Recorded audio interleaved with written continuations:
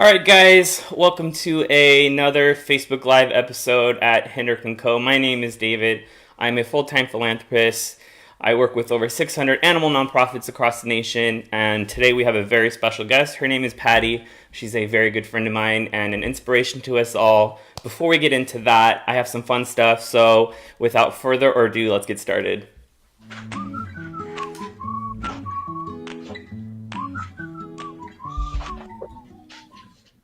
All right, let's go. So, just a reminder, we're doing a $25 gift certificate giveaway every day this week. It's very simple to get yourself in the running. All you have to do is like, share, and comment the video you see here. We will be announcing everyone. Oh, I knew I was going to sneeze. We'll be launching everyone live on who wins, and let's go ahead and pick yesterday's winner. I have a jar here. Okay. Barbara Ellis. Hey, girl. You just won yourself a $25 gift certificate to Hendrick & Co. All donations raised through that gift certificate will be going straight to Patty and her team over at Dallas Dogger. They are the ones trying to save Perkins. I have Patty with you today. She's going to be going over some updates on Perkins. She's going to let us know what happened and what you can do to help. A couple other things I want to remind you guys about is keep hitting that like button, keep hitting that heart button. Let's show Patty some love. This woman is working day in and day out to save animals in need, just like Perkins. Perkins is one of hundreds of animals she'll be helping this year. So keep hitting that like button, keep hitting that heart button. Also, if you have any questions for Patty, just leave those down in the comments below and I'll try to get to those after our interview. Okay, let's get started. Let me pull in Patty. Hey, Patty. Hi. How you doing? Good. How are you? Good. Thanks for being here. So let's get started. Can you let us know? Now, we launched Perkins Story yesterday, and we told them a lot about what happened, but we want to hear from you. What exactly happened? What did Perkins go through? What did the owners do to Perkins before he came into your care? Yeah. So we received a call, I believe it was Monday, from the shelter that they had sent me a text and let me know. They usually contact us with emergencies, and he was pretty at risk. I mean, she sent me the picture, and I literally was like, "What the?" I'll leave the rest out, and back later and say, "Can you give me some details, like some history, anything on him that we need to know?" Well, it turned out that they had adopted him November 1st or 2nd. I can't remember the exact date, from the shelter, and when they surrendered him. They surrendered him saying, "Oh, well, he's been like this for the last 2 months. So, Ugh. give or take, and, so, I don't want to ruin a case and give out a ton of details. Yeah. However, I did, so he basically went through in their care 3 months. I feel cruelty the whole entire time. When I picked him up, when I was able to, there's a picture of me holding him. And when I held him, I don't know if the pictures even do it justice, because he literally was skin and bones. I mean, I've seen cases before, and I've seen starvation dogs. And the first thing he did when I put him in my arms was lick my face. Oh. This is a dog who probably, just so you know, right before this, we had like days of rain. So at first I thought, oh, this is a dog thrown in the backyard, not cared for, not uncommon, sadly, in Texas. Yeah. However, when I started thinking about it, I was like, that can't be, because we've had so much water that he would have been able to get the water he needed. He actually would have been better off in the backyard. Wow. So what that told me is that he was in someone's home. Somebody walked by him every single day. His eyes were sealed shut with green pussy discharge coming down his eyes. They're completely sealed shut. They're still not open. However, I was able to they're starting to open like a little bit. We did see, many people asked if he had eyes. He does have eyes. One looks like it's ulcerated, which will take some more time to get over. The other one they think looks okay. So we'll just have to see how they are, in a couple days, when hopefully the medication. So after we were able to get him in, so to go back to where she delivered him in a box and basically said, "I would like to return this dog." Oh my God. In a box with her family, and she returned it. And what's horrifying to me on that is we're really preaching to the younger generation to change that mindset of how we care for, quote unquote, the family pet. Yes. The family pet should be just that, a family member. And the fact that children, I know for a fact, children were in that house looking at that dog suffer for months. That didn't just happen overnight. I actually talked to the vet today to get a better understanding of how he could survive that long. How does that happen that he can go that long without food? He left the Yeah. shelter, and I was able to just get a picture, and I'll share that. I'll send that to you so you can see what he looked like when he left the shelter. Okay. He did leave with a little mange spot on the top of his head. So that mange started. So it progressed over those 3 months, which is why it's so badly infected. He was 2.9 pounds when he left the shelter, and he is 9 pounds now. And I believe that the only reason he's 9 pounds is because he actually grew. Wow. There's no weight, there's no muscle tone. When he stands up, if you've ever seen like a horse be born where their legs bow and they kind of can't stand up and they fall over, that's kind of what he looks like, is a baby pony that he tries to stand up and he falls over. So he endured some pretty significant abuse, and that's where the shelter, I want to commend them, because we don't have a lot that will take on the case. And they immediately called us, gathered the information, and began getting the information for an actual cruelty case. So this morning, I don't know if you read it yet, but we just released that the shelter has turned the case over to the authorities. Oh wow, that's incredible. That's huge for us. That's like a huge step in the direction. So they have to move forward with it. The only thing that, sad today was that it can take up to 2 years. The statute of limitation is 2 years that they can prosecute. Wow. So depending on the severity of other cases on their caseload, which, we know that bigger cases, and what in this case, because he's out of their care, the priority goes down because he's in a safe environment. However, let's just say that we do know that she's adopted previously, and they're pushing for quicker turnover because we don't want her to be able to adopt again. Good. Oh wow, that was actually my next question: is how do us as a rescue community, you and rescue, have a better understanding of this? How do we, once the files are the charges are filed, and whatever happens with that with the authorities, what can we do to make sure that someone like this doesn't go out and do the same exact thing all over again? Sadly, one of the things we fight for as rescues is a national database for do not adopt, do not foster. Fortunately, currently right now, there's no system that tracks that. And the animal control officer and I actually talked about that today. He wants it so at least the local communities can get it. And he's going to notify them of that, so that this can't happen again. But, sadly, right now, there's actually no database that allow them to adopt again.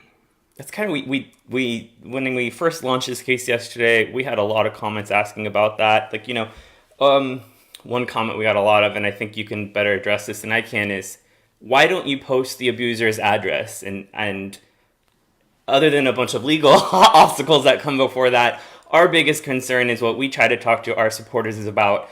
The last thing we want to do is fight abuse with violence. That will not solve any of our problems. What do you have to say about that? We get that a lot. I get it. Like, let me out. I'm secretly let it out. I don't want to ruin the case. This is for us. We've had lots of dogs that get citations. So just a little bit of way Texas works. Texas has laws.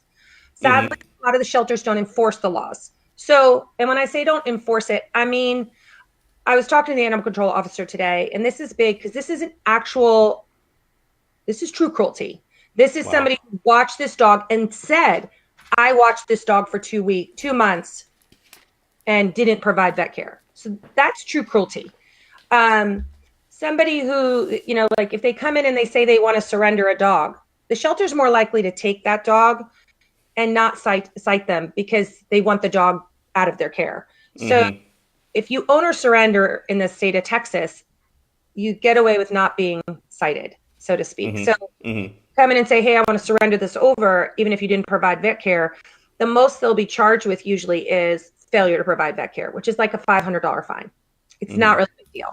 So Mm-hmm. their idea in the shelter, which I understand, which many people don't understand, is they want people to come to the shelter for help and support, using Yes. building that relationship, despite and then helping them with that in the future so that they Yeah. have resources. They don't want it to become where they don't come to the shelter, they dump the dog, or they want that shelter to be used as a reliable source, of resources. Mm-hmm. So it's really hard. And I say often, I see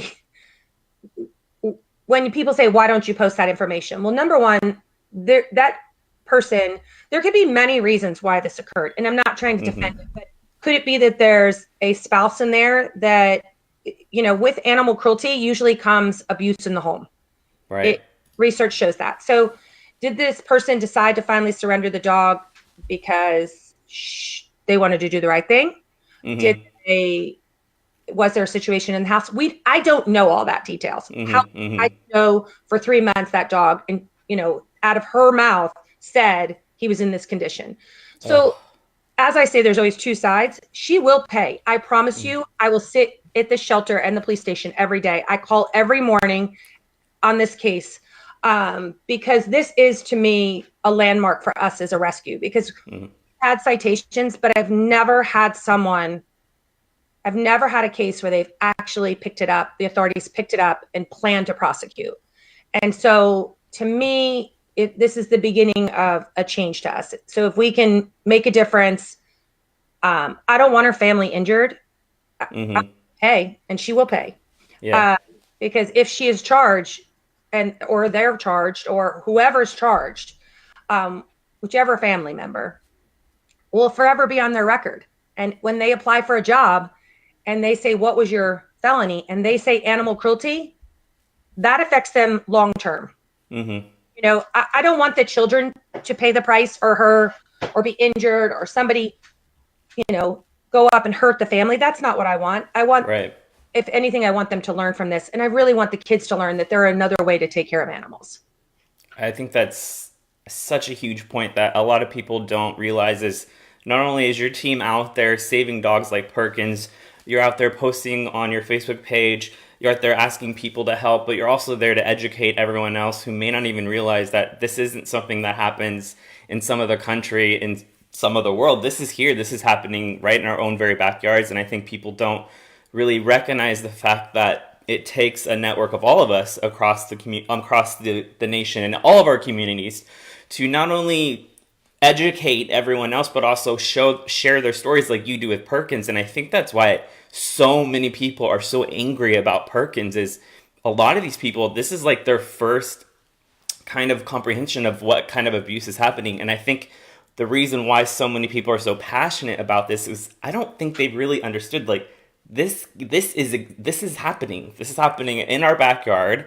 This had been going on for months.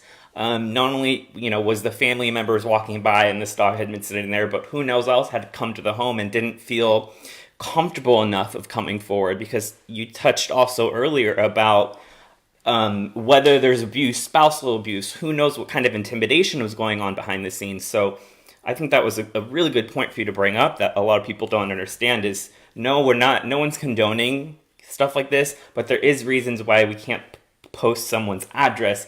Right. We cannot face animal abuse with our own abuse against them. That's not going to solve anything. I'm really happy you brought that up. My I mom do will have always an say, two wrongs don't make a right. Yeah, I couldn't agree with you more. As freaking angry as I was yesterday during the video, I was basically screaming and having to stop myself from throwing out f words and Now, as I it. have to say this is probably, and I think that's, even on my post you could see it was anger. I wasn't really focusing on it. The first day I got him, it was bad, and then I all night couldn't sleep, and I just and it gets me very choked up. But I kept Yeah. thinking like, and that's when more thoughts came through my head. Like initially, I was like, well, okay, this is a normal case. And then when they called me at night and said it was the sodium increase, like that Mm. it wasn't just mange. It wasn't a dog that was just mangy and infected. And that happens. We get mangy dogs all the time. But Mm-hmm. they told me it was the sodium again, the increase, and it was off the charts, and they weren't able to read it. And it just brought back Jordan. I don't know. But Jordan was a dog we had a couple weeks ago where she was kept on a balcony and never let in, and she fell through the balcony and in the same area, and Wow. citations were given, but no charges were given because uh, I won't go into a lot of details, but basically, social economic played a factor, and Mm-hmm. they said resources, whatever, Yeah.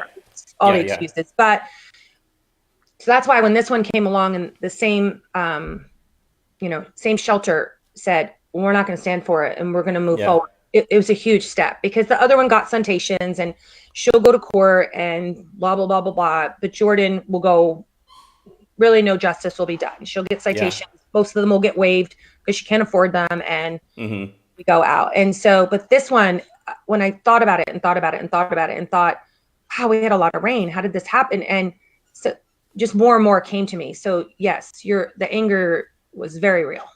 Yeah. Very real. Okay. So I have another question for you. I know it's going to be a long answer for it, but what is exactly that Perkins is facing? What challenges and what medical challenges does he have going forward? So I talked to the doctors today because one of the things that animal control had asked for is how long this could have happened. Like, was this like a 2-day thing? Was this a 2-week thing? And I actually had the doctor today wrote up a whole, most of it I can't even pronounce, uh, but basically I asked, how can this, like, how did this occur and how long did it take? So he has severe skin infections. He has some really bad infected areas. His eyes are completely infected, sealed shut still. His muscle mass is completely gone. So like if you look at him, you can see where he walks, the tendons and that the muscle is gone. So we're going to have to build that up. So possibly therapy to get him go. He is trying to stand up. He is trying to walk. So, thank God he's a puppy, and Mm-hmm. that's going to help him. The eyes, hopefully, they do say that one is ulcered. So hopefully with medication, that will improve. We will get him looked at by the specialists once we can get to the point where we can look in those eyes and kind of get him out of the hospitalization. And then we'll need to get him over the infection and then just continue that healing from there. So hopefully, if we need to do some physical therapy or anything like that, we'll know more once we get past the sodium. He said to me today, his sodium levels are, I believe they were like 171, and normal range is I think either 156, which is Oh. huge 'cause he's off the chart. He's still in the high range, not quite normal, but Mm-hmm. he was optimistic. So I guess he was saying that what he was trying to explain to me, and I'm putting my phone because a lot of it's written there. But he said that basically the clinical signs are more rapidly onset because basically what it does is so with dehydration, your brain, I guess, and I'm not going to get it right, so all you vets and medical people out there, but they were talking about how the brain will compensate for the lack of water. So it gets to a level where it'll send off these protein things that blockers that actually feed the water in and change Mm-hmm. the level that the brain needs water. So basically what his body did was compensate for the lack of food and water that he was getting. So he was able to survive on what little he was given. Wow. So basically his brain, in acute salt toxicity, basically and then they were talking about like clinical signs, and it's kind of similar to, he puts in here anorexia, lethargic, vomiting, muscle weaknesses, ataxia. All of that stuff is kind of what when you see someone who's anorexic, but they're still able Mhm. to function and survive, but eventually their body begins to shut down. That's kind of what he described what Perkins went through. Wow. So that's the when you talk about the off the chart sodium levels, that's in regards to just the extent that he was withheld food and water and. I guess if you bring that down too quickly, Mhm. what happened with Jordan when that happened was her brain went into seizures and it just begins to seizure over and over and over and over and over, and you can't stop them. And it basically, I mean, there's a word for it, but basically the brain starts to like fry itself and you can't come back from that. So that's what they're worried about when they're trying to bring his levels down slow Mhm. and steady. So that's kind of why they have to set the IV at a certain rate and they put the deck Mhm. in there and it kind of brings it down in a slow, steady. So I'm hoping within the next 24 hours we'll get to a normal level. With a case like this, what kind of I know there's no real true answer for this, but what kind of timeline do you think you're looking at? How long have you seen with a case like this does recovery actually take for the animal from start to finish? Yeah, we've not, I mean, I've had a few really starvation dogs, of course, and they've bounced back pretty quickly once they get food. I've never had, we've not, I mean, this is probably like I was telling somebody the other day, this is probably one of the worst cases all over that I've seen. Like, such a young age, um, with the muscle tone and stuff to see the long lasting. But I would say the mange itself will be, start to heal and process probably within the next month. We should see some hair start to grow back and slowly get in the process. As far as the eyes, the ulcers and stuff, that can take a couple weeks before that cleans up. And then, depending on how, once he starts gaining weight, how the muscle mass comes back. If he needs therapy, we usually do about 4 to 6 weeks of therapy. Wow, so it's Probably very about intensive. 3 or 4 months, depending on what exactly is needed. We'll know more once we can get them. Right now, somebody had asked me, when I had done a live video on our Instagram, had he had a bath yet? And although although we would love to give him a bath, a couple things, he came in and his temperature was very low, so we had to keep him. A bath can drop their temperature very quickly, even if it's a warm bath. So unfortunately, he has not had a bath. For those people that are wondering, he's not had a bath. However, his temperature is staying normal now, and once we get his sodium to the level of where it needs to be, because right now he's like kind of like in a darker kennel, just so that he can kind of be calm, cool, and relax, so we don't overstimulate him at this point. We want to keep him. Our priority is the sodium, and then we'll move on to the mange and stuff. Oh, Wow, he was crying, so I had to go run and pick him up. You want to say hi? Hi, Patty. hi, baby. Okay, so I do have some comments I want to read to you just really quick here. Let's see here. So we had a comment down here asks that if they cannot be sued because the animal is surrendered, and that the abuser shouldn't be allowed to adopt and buy an animal again, are there laws that will change so that we will create some sort of a abuse network across our nation to make sure that these people Yeah, don't do this again? different states honestly have different laws. Like I do know, I think like New York or the East Coast tend to be a little bit more, let's say, I know now there's several states, I don't know them offhand, but I think New York is one of them, that it's actually a true felony. Like it holds bar. And I do believe they are trying to get more of a national database, but it's not in place yet. Every year we fight for laws in Texas. Last year we got stonewalled with a few of our laws. You know, some senators move forward with them and the House moves forward with them. Last year the House stonewalled one of ours, and then the actual Senate put one through. So this year they're again trying for a few new laws. I know like the Houston area is really cracking down on cruelty. Um, our Dallas area is getting better with it. Mm-hmm. But it still needs work. I think it's coming along. But yes, I know that there's bills out there to get a national registry, like a sex offender registry, so that even a rescue can go in. Like everybody has a list, but nobody shares that list because there's nowhere to share it. And Right. sadly, like not to get on a rant, a whole different rant, but just like with gun laws, there's always a way around the system. So Hmm. go to breeders, or you can go to Craigslist, and nobody's going to check those laws. So sadly, when you go to free dog sites or like the network sites, they're not going to check those because they want to usually get rid of their dogs. So Right. unfortunately, there's still going to be ways, but our big push would be to get those laws out there and get that in place. And yes, once we get there, we will be rallying for people to help get those laws. I mean, write your senators now. I mean, I'll tell you, Yeah.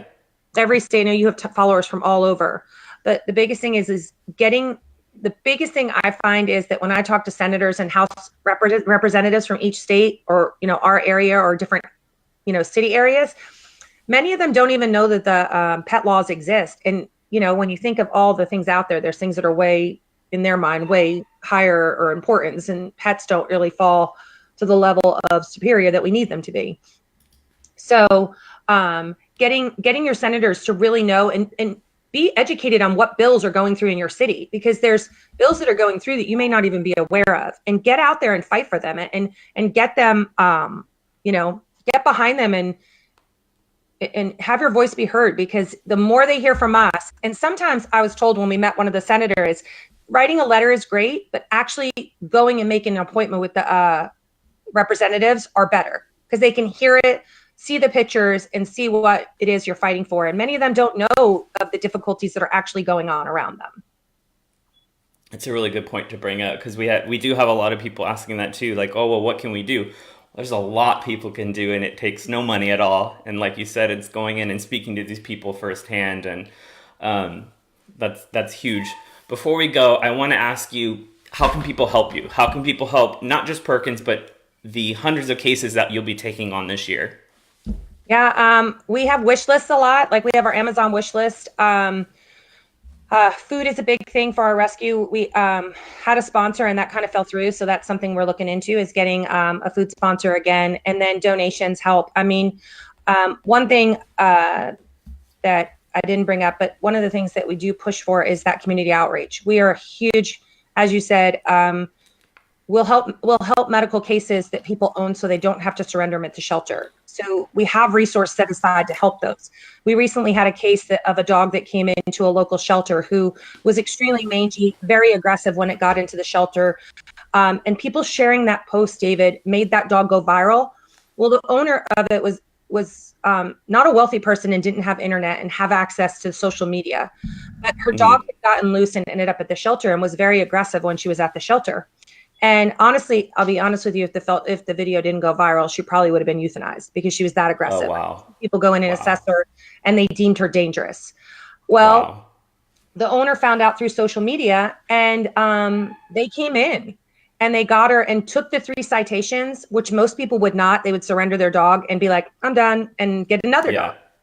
Yeah. She didn't, and the shelter reached out for someone to help her because they couldn't financially pay for the medical care. So we actually stepped up and we'll be paying for all of the medical care. We will be getting her vaccinated, spayed and neutered. She'll get spayed, chipped, and we will add them to our community outreach where we support her so she can still take care of her dog.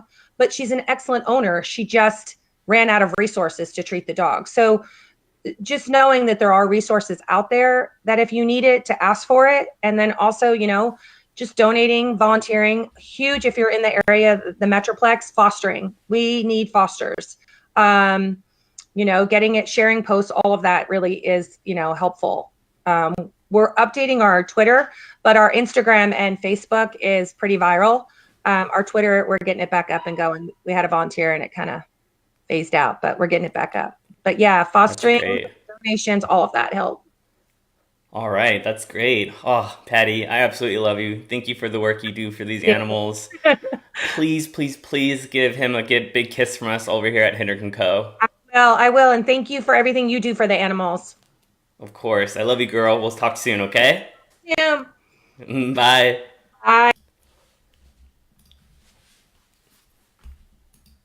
All right, guys, that was the incredible Patty. I absolutely love her. The work she does is speaks for itself. She doesn't just save dogs like the one you saw today. We have been working with her for years and years. she has been rescuing animals for a very long time. And this guy, Perkins, is just one of hundreds and hundreds of animals and lives she's impacted. And like she touched on before, it's not just the animals that have been abused that she's impacted. She's impacted owners who simply don't have the means to currently care for their animals. And with her incredible organization, what they do is they actually are outreach in the community and they're helping these people keep their pets that they have. And what she talked about earlier is that most of these people aren't bad owners. They simply don't have the resources. So not only is she changing lives of animals who have been abused and neglected by abusers, she's also helping people who don't have the resources to care for their animals, keep those animals. Because in the end, if they keep their animals and keep them healthy and safe, that's one less animal in the shelter, and ends up being one last life we have to work around and try to save. So that's our episode for today, guys. I absolutely love you guys. Thanks for watching. Don't forget, we are giving away a $25 gift certificate every single day this week. It's very simple. All you have to do is like, share, and comment on this video. Please, please, please, guys, keep hitting that share button. Keep hitting that heart button. Let's show Patty some love. Let's show some of the animals she saved some love. I go live every single day on our Facebook page at 4 p.m. Pacific time. If you guys have any questions about the cases that we launched today, if you guys have any cases for Patty, please leave those in the comments, and we will talk about those tomorrow on tomorrow's episode. Don't forget, every day this week, win $25. You get to help save animals, you get to help amazing people just like Patty. That's it. Tomorrow I'll have some updates for you. We'll be going live with another rescue. We have a new case for you and so much more. Again, my name is David Hendrickson. I'm the founder here at Hendrick & Co. Thank you for believing in my dream and saving hundreds of animals across our nation. I will see you guys tomorrow at 4 p.m. Bye.